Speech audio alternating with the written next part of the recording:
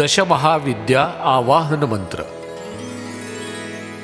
काली तारा महाविद्या षोडशी भुवनेश्वरी भैरवी छिन्नमस्ता च विद्या धूमावती तथा बगला सिद्धि विद्या च मातंगी कमलात्मिका एतादश महाविद्याः सिद्धि विद्याः प्रकीर्तिताः।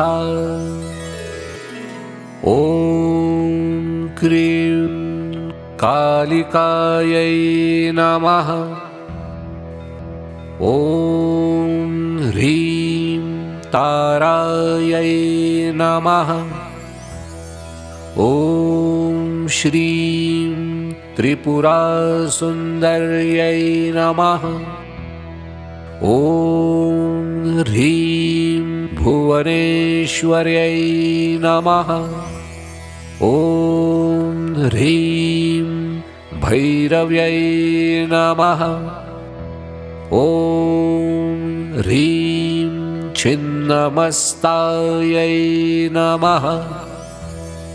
ॐ धूं धूमावत्यै नमः। ॐ ह्रीं बगलामुखी नमः। ॐ ऐं मातङ्ग्यै नमः।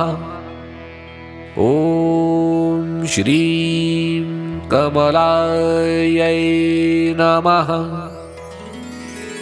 काली तारा महाविद्या षोडशी भुवनेश्वरी भैरवी छिन्नमस्ता च विद्या धूमावती तथा बगला सिद्धि विद्या च मातंगी कमलात्मिका एतादश महाविद्याः सिद्धि विद्याः प्रकीर्तिताः।